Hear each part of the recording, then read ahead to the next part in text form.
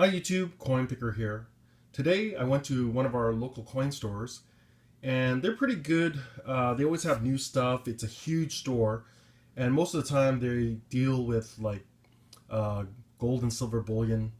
So they still have world coins quite a bit and they always offer very good pricing because they get so much stock that they just go according to the Kraus catalog. So I saw in one of their display cases this coin. It's a Chinese silver dollar, and they listed it for like 650 US. And I spoke to one of the clerks, really nice guy that works there. Um, he always recognizes me, and we chit chat. And I said, hey, I think this is priced wrong. Because I recognize this to be, pretty common coin, but, fairly good grade. So, I grabbed the counter catalog, flipped to the right page, and, I distinguished this one as being the common later issue versus an earlier issue that is a very rare variety.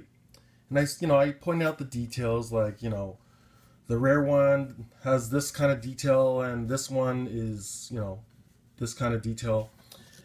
So he believed what I said. I just pointed out to the catalog and he said, well, let me ask the owner, because another employee that used to work here graded them and listed for this price.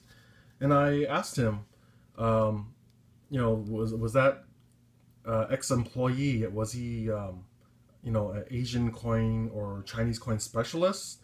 Because, he mispriced them. And he said, no, I don't think he collected coins, but he was Chinese. And I think I remember who it was when he worked there.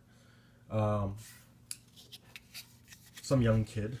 But he asked the boss, pointed out, and said, oh yeah, that customer is actually very knowledgeable in the Chinese coins. So goes in the back after speaking to the boss, comes back out and says, you're right, this is the more common issue. So we have a portrait of Sun Yat-sen, which is the father of modern China, and this is called the memento dollar.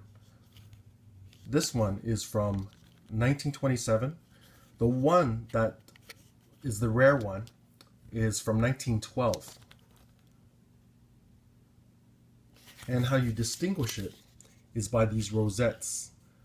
You see, if you look closely, they're like elongated flower type of pattern there. But the actual early issue that was rare has just a regular, like a pinwheel type of star. You have a 5-pointed star. So this is not it. This is just the common one. But I still wanted it. I just didn't want to pay like $600 for it, which is the correct price for the scarce one. So he looked it up and said, it's $60 in the catalog. How about $50 Canadian? And I thought, that's a pretty good price. But I did point out that there is some,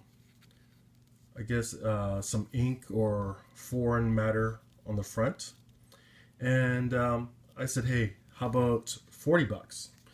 And $50 was really pretty fair, especially in Canadian dollars, since the exchange is pretty lousy for us.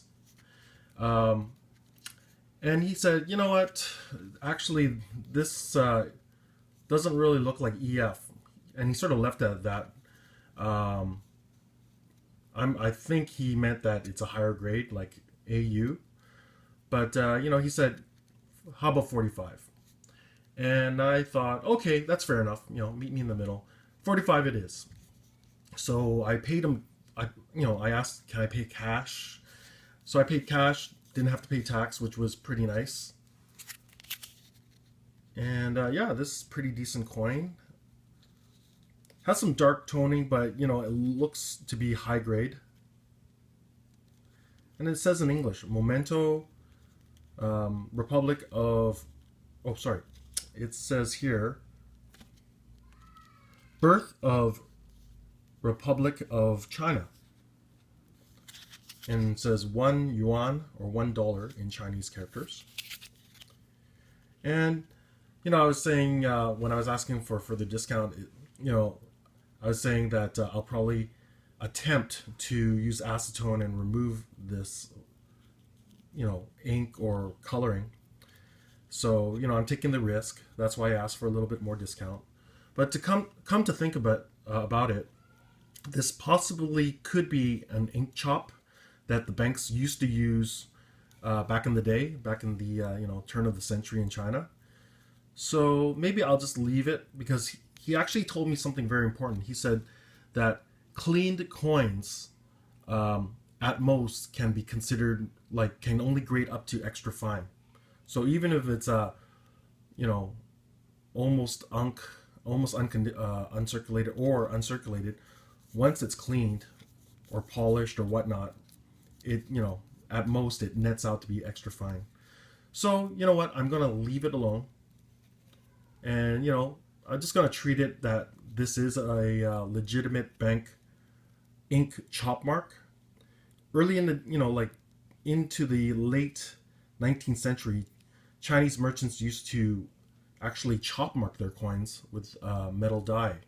So you'd have all these scratches and actual chop marks into the coin to mark them, as well as to check if they're really real silver.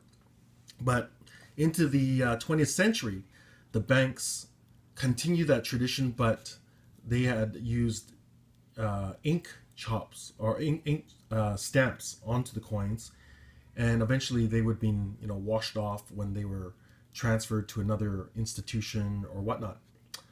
But pretty nice coin, I must say. Always good deals there, especially when you're dealing with staff that knows you very well. Anyways, I hope you enjoyed this video. Please rate, comment, and subscribe. Coinpicker out.